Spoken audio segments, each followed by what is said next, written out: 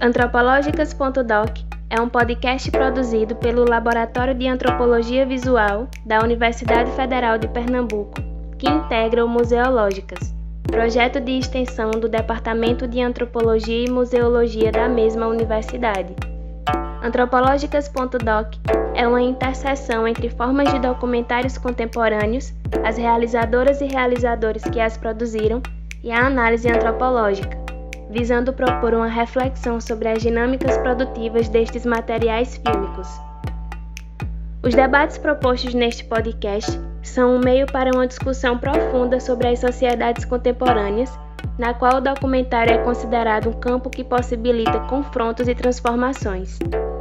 O podcast Antropológicas.doc pode ser escutado no Spotify, Deezer e no seu agregador de podcast preferido.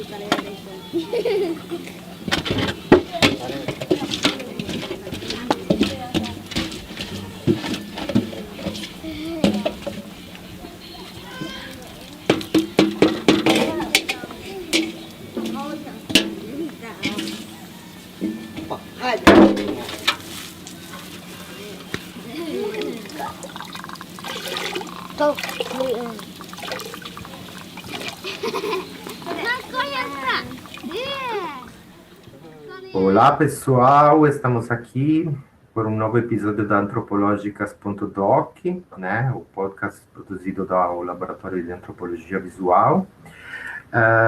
Bom, já escutaram algum som, né, deste filme que vamos debater hoje, que é o filme Catu. E aqui conosco está o diretor, Alessandro Campos, né? Catu foi lançado em 2009, se erro, Alessandro pode me corrigir, 2019, desculpa. E é um filme realizado, como fala a sinopse, a pedido das lideranças Capur, né? Hoje estamos aqui, eu sou Alex Bailate, estamos aqui com Renato Atias e Diego Rodrigues, né, que vai animar a entrevista. Bom, Alessandro, primeiramente obrigado por ter aceito o nosso convite, né? Lembro também que o seu filme, né, Catu, ganhou o prêmio como melhor filme etnográfico do Festival de Filme Etnográfico do Recife, né, que é organizado pelo Renato Atias, que está aqui presente, né, e aí pegamos a oportunidade para sublinhar a importância deste festival e também conversar com o diretor de um dos filmes que ganhou. Bom, Alessandro, a minha pergunta é bem geral, né, como você sabe, sou muito intrigado desta reflexão de fazer filme a pedido.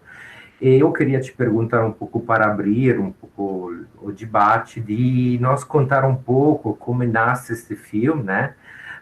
E, em particular, como você também pesquisador, né, doutorando pesquisador da Universidade Federal do Pará, do Laboratório Visagem, né? Qual é a relação entre a produção deste filme e as suas pesquisas etnográficas? Bem, primeiro agradecer o convite. Estou muito feliz de estar aqui, revendo grandes parceiros e amigos. E, Alex, para te responder essa primeira pergunta, eu te digo que, para eu dizer a relação que tem esse filme etnográfico com a minha pesquisa, digamos assim, que ela foi a primeira aproximação real com o povo Kaapó mesmo.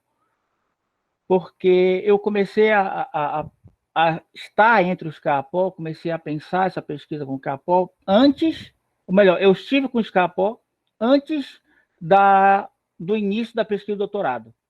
Eu conheci os Kaapó através do professor Etienne Saman.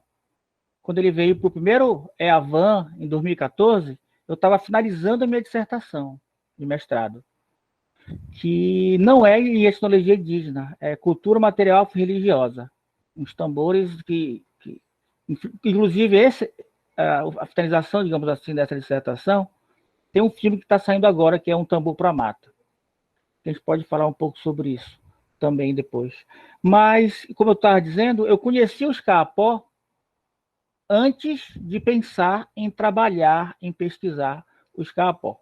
Quando o Etienne Saman veio para Belém, em 2014, para o primeiro EAVAN, que é o Encontro de Antropologia Visual da América Amazônica, que tu já vieste, que o professor Renato já veio, ele trouxe uma exposição fotográfica de um acervo fascinante que ele tem, dos Kaapó, fez uma exposição, e a gente começou a conversar, e ele falou, caramba, eu tenho muita vontade de rever esses meus amigos Kaapó, que eu estive com eles em 1981 e 1982, na aldeia Grupiúna, na terra indígena Autoriaçu, aqui no Maranhão, entre Maranhão e Pará. E eu falei com ele, poxa, tia, então bora, eu vou tentar, vou falar com alguns amigos aqui do GEP, que é o grupo de pesquisa que o Renato conhece muito bem, da professora Eneida, que faleceu, infelizmente, há alguns anos atrás.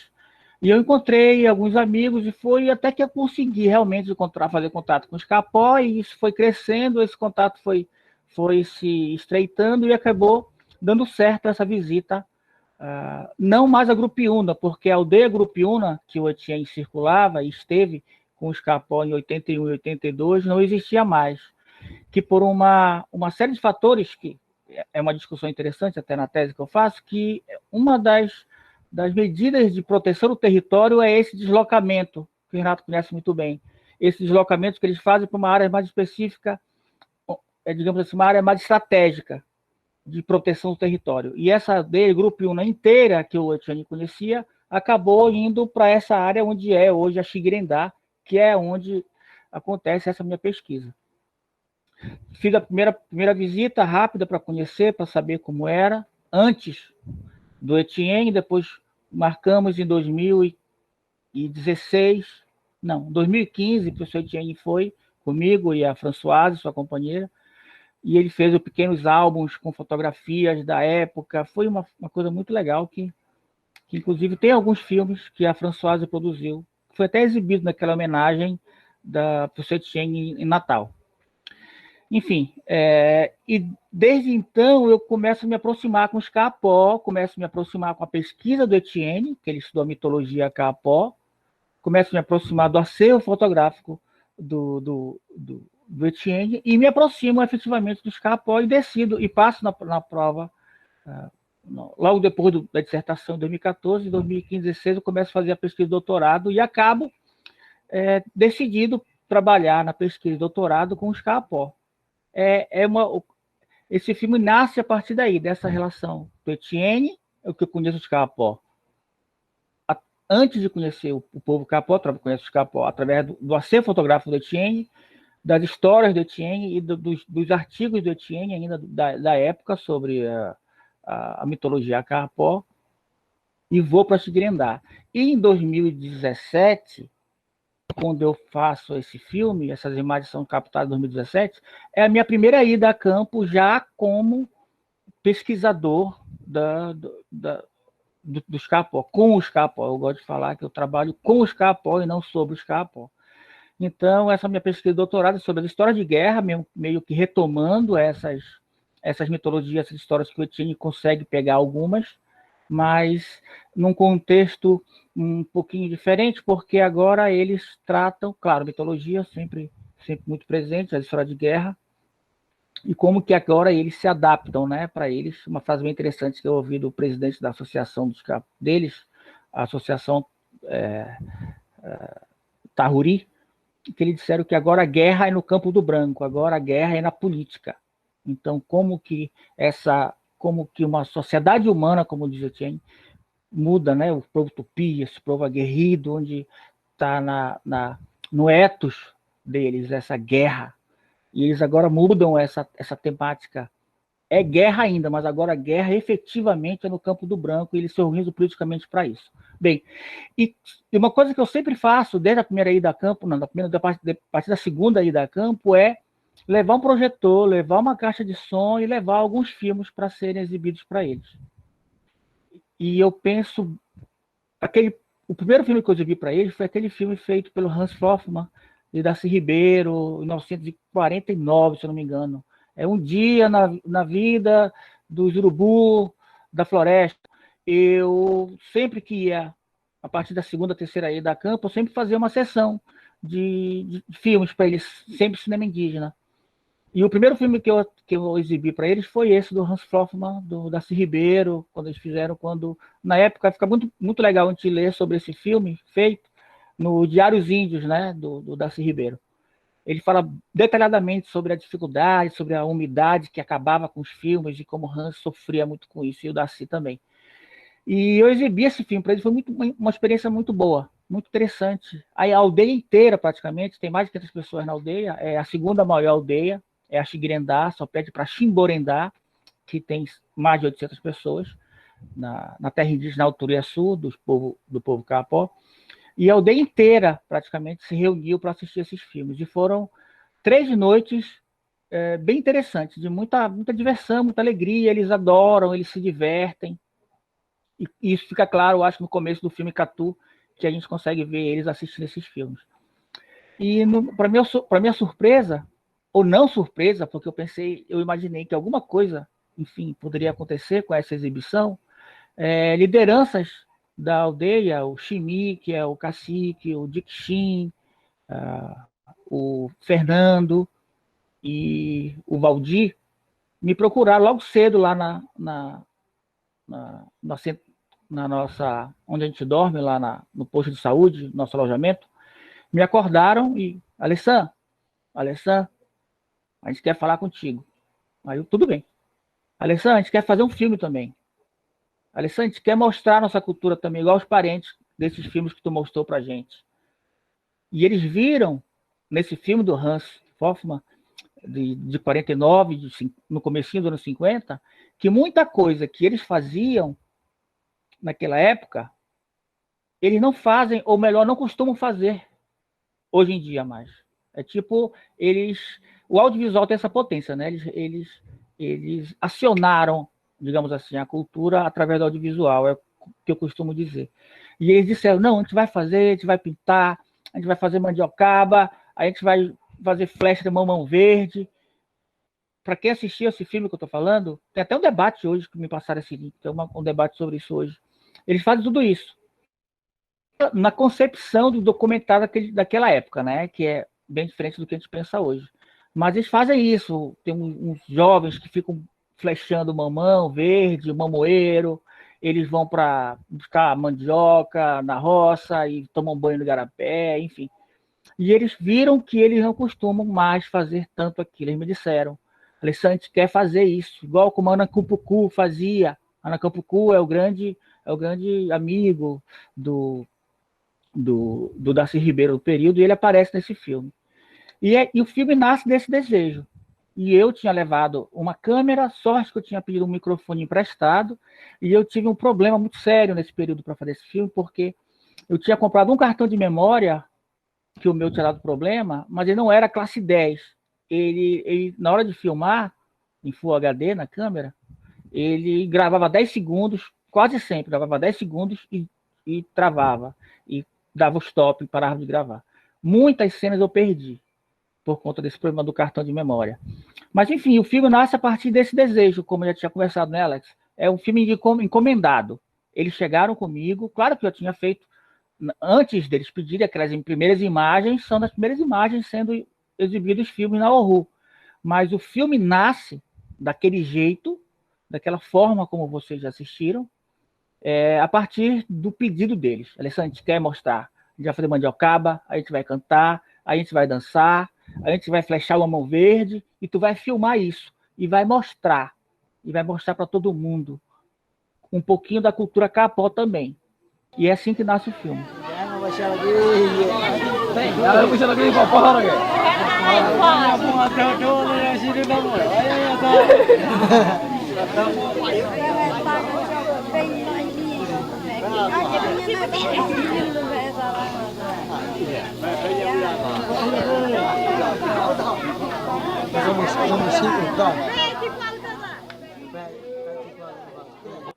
Alessandro, tudo bom? Tudo bom, Diego?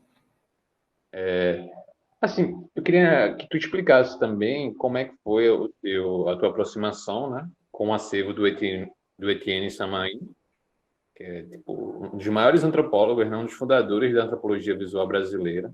Sem dúvida. Eu queria que tu explicasse um pouco nessa tua aproximação com esse acervo. Tá. É um privilégio muito grande eu ter essa aproximação. Ele é meu co-orientador de tese, o professor Etienne, um grande amigo, um ser humano fantástico. Eu posso te dizer que eu não conheço apenas o pesquisador Etienne, que, através do livro, eu conheço o ser humano, a pessoa Etienne. Eu já tive o prazer de passar uns dias com ele na Bélgica, lá na casa dele em Atre. Ele é uma pessoa, enfim, é um amigo muito, muito querido. Bem, essa aproximação se deu, como eu comecei a falar um pouquinho agora, a partir do primeiro EAVAN, nosso encontro de antropologia visual da América Amazônica, em 2014. O Grupo Visagem nasce em 2013 e em 2014 a gente tem essa ideia de fazer um evento. Aí eu digo, caramba, se a gente vai fazer um evento e a gente é meio cara de pau para começar a fazer, a gente estava engatinhando nisso tudo. Aí a gente pensou, caramba, vamos pensar nos grandes nomes da antropologia visual. Vamos começar logo. O máximo que a gente pega é um não. E, para minha surpresa, eu peguei o e-mail do Etienne, mandei o e-mail para ele, e eles começaram a conversar. E, ao mesmo tempo, no mesmo período, ia ter um primeiro encontro de internacional de antropologia visual, eu acho que era na USP. Eu acho que era a Rose que estava organizando. E ele me falou, poxa, eu estou num dilema, Alessandro.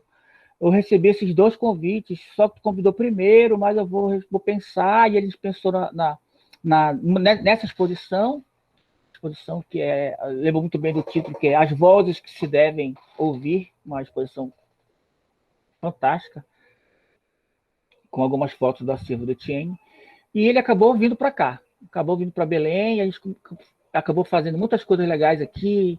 Renato veio para o primeiro EAVAN também, foi um dos nossos grandes convidados. Eu costumo dizer que a gente tem muita sorte aqui no nosso grupo Visagem, que a gente sempre se aproxima de pessoas muito especiais, de grandes referências, e a gente acaba virando amigo, e eu só tenho a agradecer com isso. E o Etienne foi uma dessas pessoas, é uma dessas pessoas. Bem, ele traz esse acervo, essas fotografias impressas, com muito carinho, a gente exibe lá no prédio do Vadião. Renato visitou essa exposição, muito bonita. As imagens era uma exposição fotográfica e tinha, para quem não sabe, o Etienne também coletou no programa Pro Memória, no tempo que ele estava em Natal. Ele gravou um LP com músicas capó, de pajé e de flauta. E agora vocês imaginem, uma galeria pequena, mas bem charmosa, aqui do prédio do Vadião da UFPA, com as fotografias capó, que as fotografias tão sensíveis do Etienne, geralmente retratos, tocando essas músicas e está passando numa tela de LCD, que a gente conseguiu, de 32 polegadas, esse filme do Hans Hoffmann. Essa foi a exposição do Etienne, linda, apaixonante, enfim. E a gente começou a conversar, a gente acabando ficando muito amigo, eu e o Etienne, o que eu tenho um orgulho muito grande. Bem, e a gente começa a conversar mais sobre essa visita dele a Grupo Una, rever os amigos deles, que como eu falei agora há pouco, acabou virando a aldeia Xgrendá. E a gente começa nessa busca rígida, como eu conto essa história na minha tese, estou contando essa história na minha tese, que deve ficar pronta esse ano, se Deus quiser, está bem atrasado até. E a gente acaba se aproximando, aí eu passo na tese, emendo a mestrado com doutorado. A ideia inicial do doutorado não era essa, com os capó, era continuar no acervo, mas alguns problemas que aconteceram com o acervo, com acesso eu queria continuar a minha pesquisa na reserva técnica da UFPA, não mais com a cultura material religiosa, mas sim com o acervo fotográfico dos negativos que o professor Arthur Napoleão Figueiredo, que o Renato conhece, existia, e eu pensei que com essa sei lá, batuta já de doutorando, conseguiria ter acesso a isso, mas acabou, enfim, esse acervo desapareceu, esses negativos. Enfim, é um problema interno da UFPA que eu não vou entrar em detalhes agora. E eu acabei me aproximando com os CAPO e eu conversando com o Etienne, caramba, vamos. E eu comecei a ter acesso ao acervo do Etienne, ele me mostrou as fotografias dele, acabei visitando ele em Campinas, passei alguns dias. Eu tenho uma irmã que mora em São Paulo e eu fui visitar Etienne em Campinas. E ele me faz, a gente conversando, surge essa proposta de trabalhar com os CAPO, trabalhar com uma parte do acervo do Etienne, trabalhar com os diários. Outra coisa que eu tenho em mãos aqui são os diários de campo do Etienne, que são relíquias também, que são obras-primas.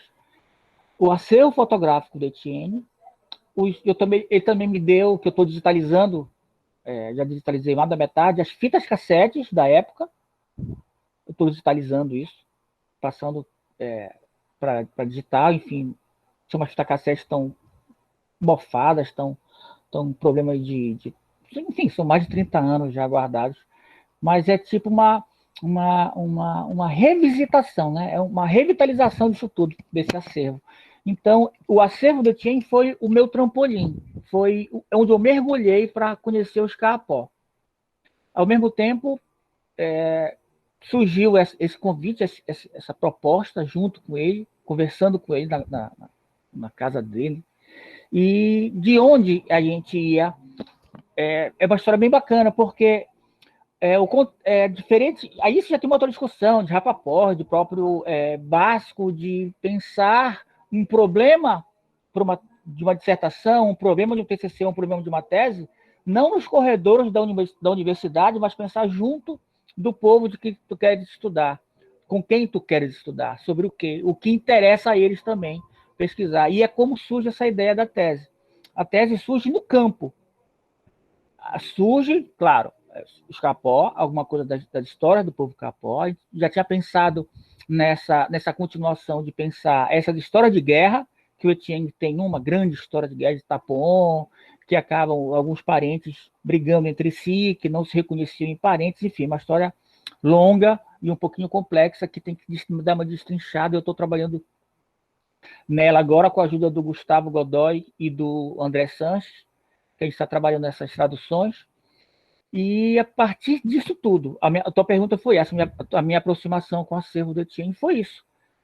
Eu me aproximei do Etienne, conheci o Etienne pessoalmente no EAVAN, me aproximei do Etienne com esse desejo de trazê-lo ao reencontro dos seus amigos Capó, e quando eu consegui fazer isso, essa articulação toda com a FUNAI, com o Geraldo, foi quem eu conheci primeiro, que era uma criança, essa história é bem legal, e tem uma fotografia do Geraldo criança, e quando o primeiro Capó que eu contactei por telefone, o telefone que conseguiram para mim, pelo JEP, que eram os Tembeck, são muito próximos dos Capó, foi o Geraldo.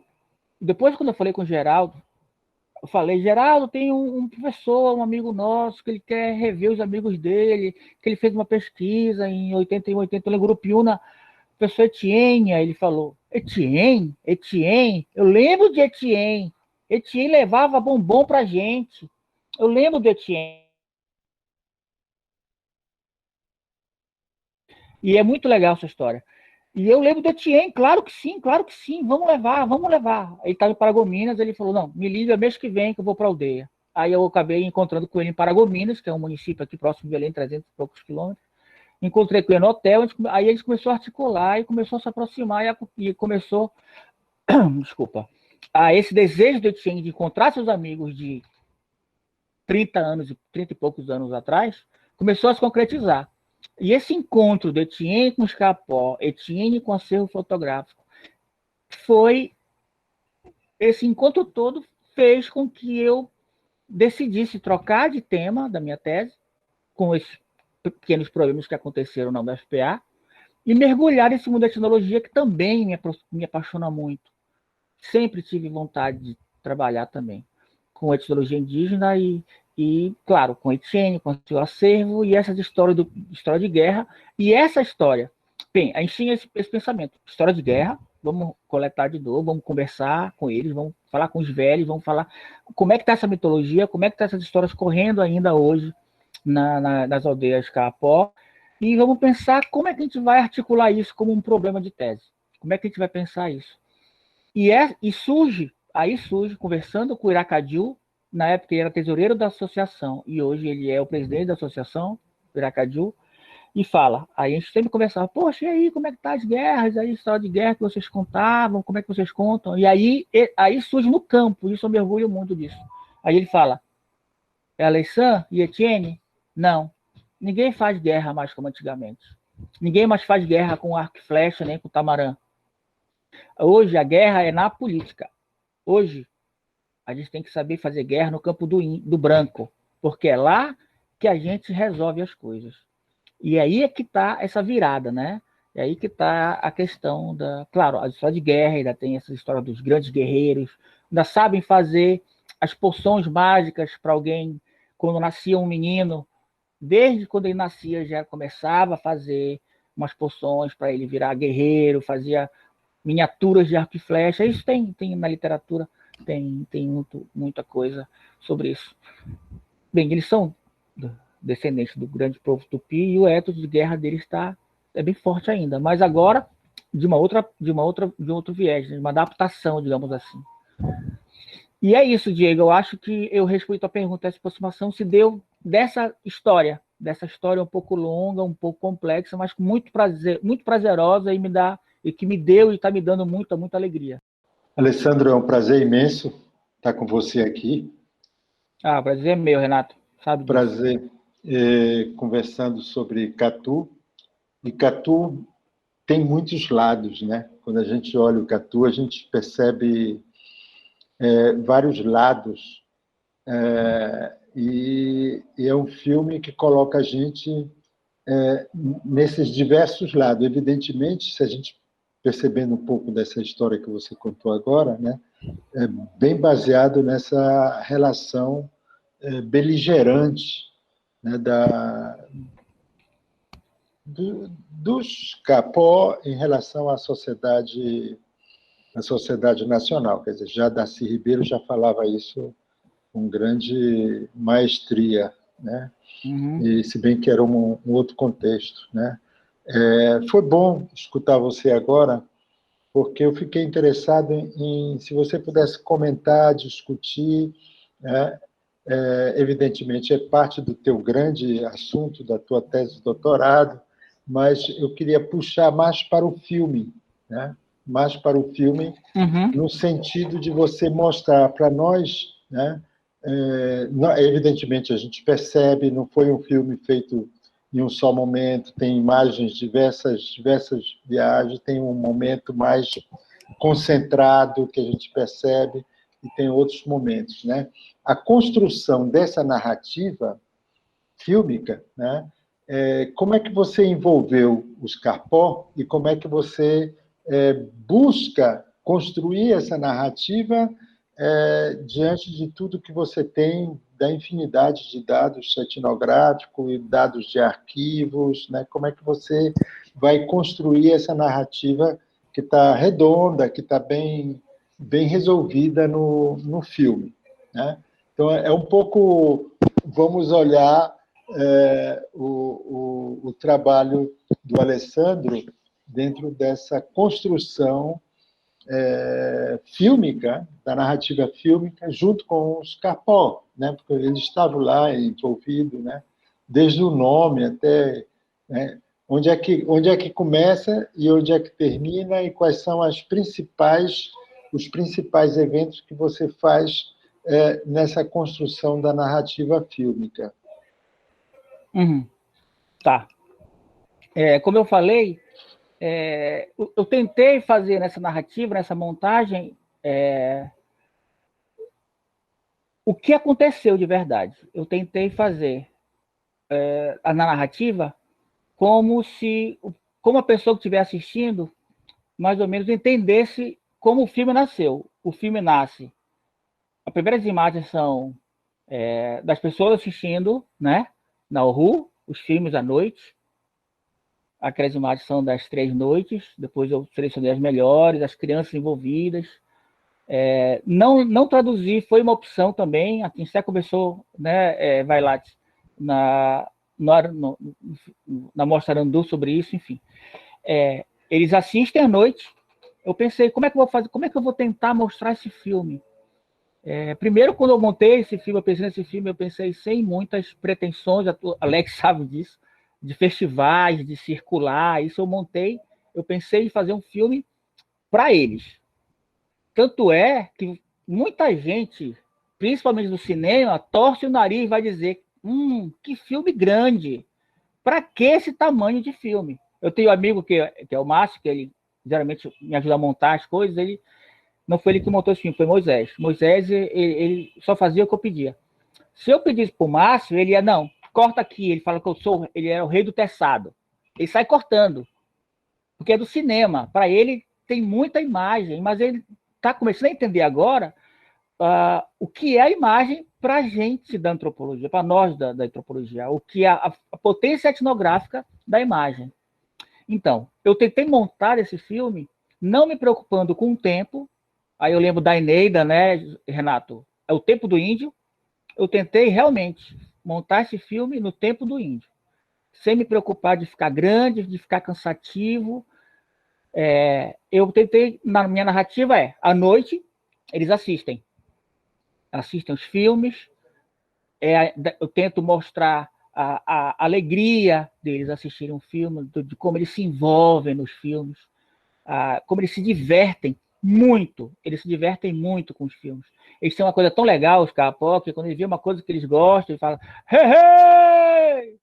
E eles assistindo a caça, quando aparece o veado, eles gritam muito, quando aparecem as mulheres, eles gritam muito, quando aparece uma coisa engraçada, eles gritam, eles riem muito. Então, a narrativa é mostrar o mais próximo possível do que aconteceu, do que estava acontecendo. Então, o filme começa, eles assistindo o filme. Claro, não tem a imagem deles conversando comigo, porque eles me pegaram de surpresa de manhã, e mesmo assim, não ia pedir para repetir. Uma das coisas que eu acredito também, aí já vem McDougall, que ele fala que nunca repita, nunca peça para repetir alguma coisa. Aí vai deixar de ser etnográfico, né? Então é isso. Eles conversam comigo, eu aceito, a gente começa a sentar, e naquela manhã, e logo depois, à noite, acontece aquela reunião. À noite, ele falou, tá bom, Alessandro, à noite a gente faz reunião para decidir como é que vai ser. E tudo para eles é reunião. Nada é decidido num cantinho, tudo é na Oru. Então, à noite, a gente vai. 6 horas. Tá. Aí eu cheguei lá e comecei a filmar. Ele falou, não, Alessandro, ainda não. Não filma ainda. A gente já está conversando. Aí eu, tá bom. Aí eu desliguei. Aí eles começam, aí depois de mais de 2 horas, aí, Alessandro, pode filmar. E aquelas imagens da reunião, eu já posso filmar. Aí eles já estão acertando os últimos detalhes. Na roça de quem vão pegar a mandiocaba, quem vai buscar urucu, e os detalhes de como vai ser. Aí eles me perguntaram, olha, a gente vai fazer mandiocaba, é muito gostoso. Mas tem uma coisa, precisa de carne. A gente tem que comer carne com mandiocaba. Aí eu falei, como é que faz então? A gente precisa de carne. Tá. Tem que ter dinheiro, Alessandro, para comprar carne. Aí, tá bom. Quanto dá? Eu acho que foi R$200. Eles compraram, na época era R$10 o quilo da carne com osso. Isso foi em 2017. Eles foram lá e compraram 20 quilos de carne. Tanto é que o Dikishin fala lá na rua, ele fala, daqui a pouco a gente vai lá resolver a carne, né? E vai ser muito bonito.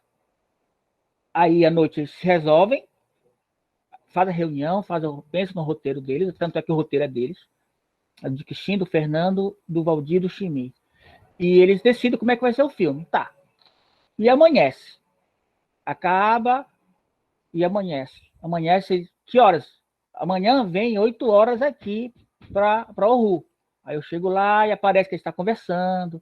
Aí o Dikishin fala que vai na rua resolver a carne. Aí fala como é que vai ser. As mulheres vão dançando para cá e a gente vai dançando para cá. Vai ser muito bonito. Você vai filmar, vai ser muito bonito.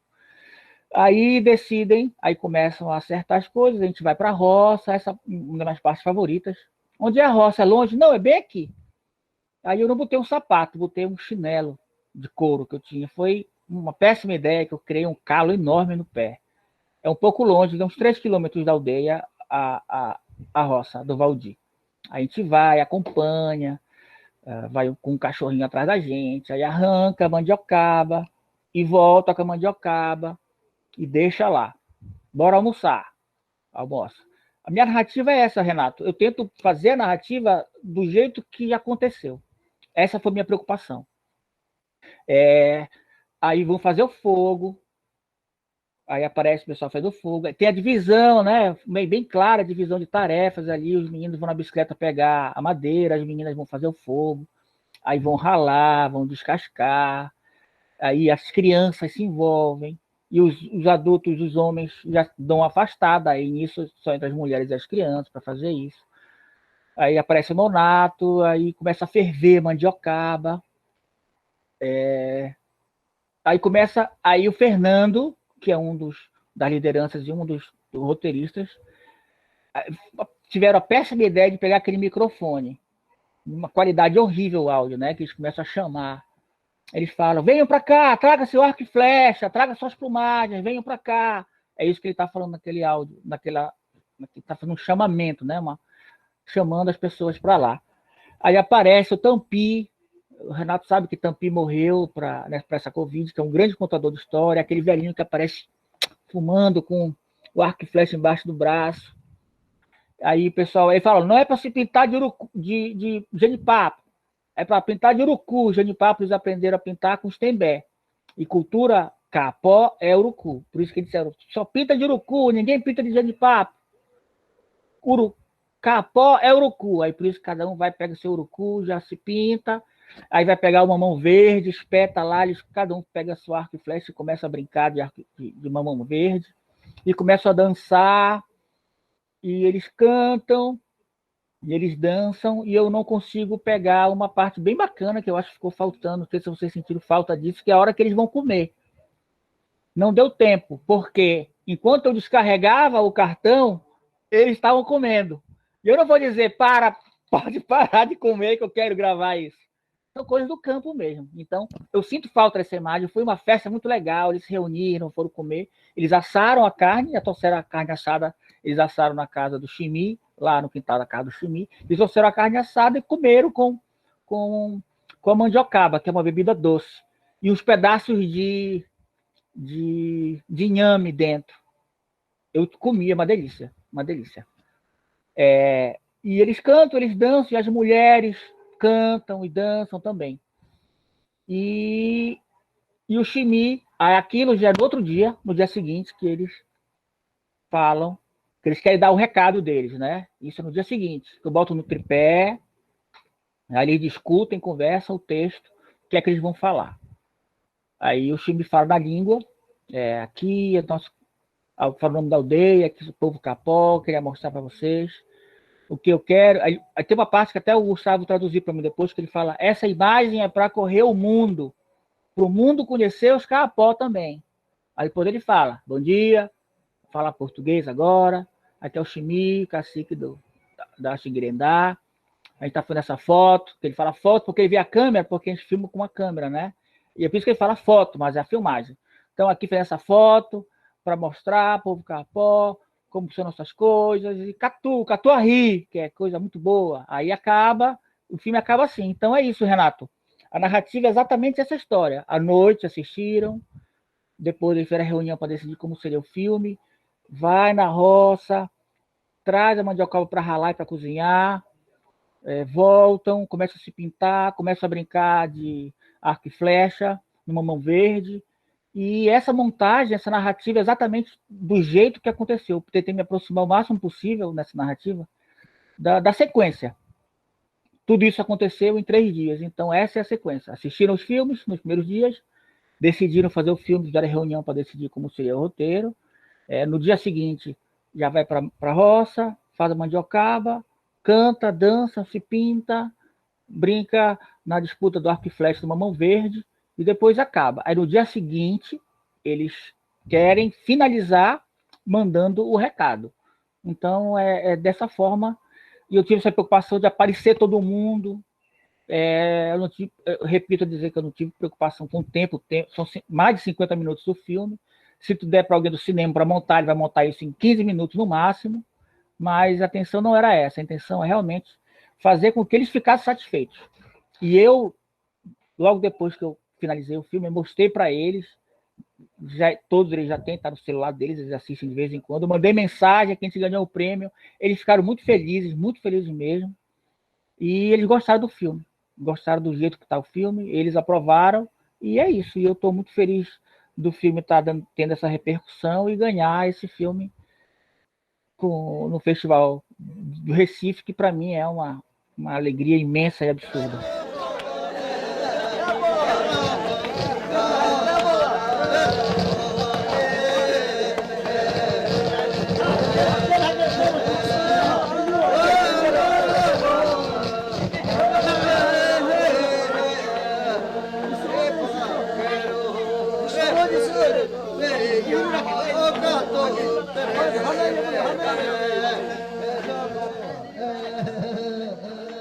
Eu acho que você colocou muito bem essa questão do trabalho colaborativo, né? Da maneira colaborativa de elaborar uma narrativa fílmica, né?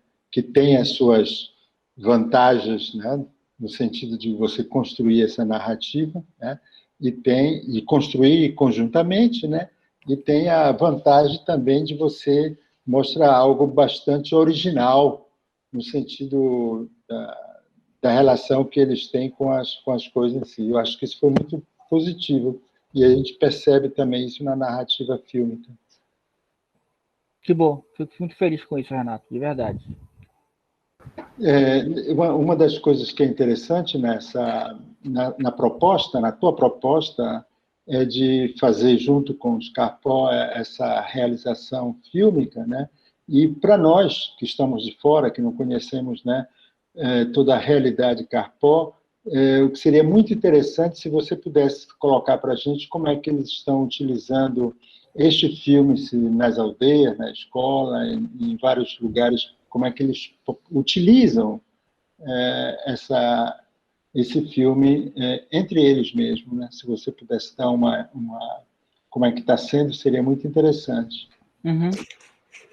Quando eu voltei em 2019, foi quando eu finalizei o filme e voltei lá e mostrei para eles, eles gostaram muito. Primeiro eu falei, olha, eu sempre vinha conversando, e eles cobravam isso pelo WhatsApp. Depois, em 2018, eu acho, a aldeia começou a ter energia elétrica e logo depois teve internet.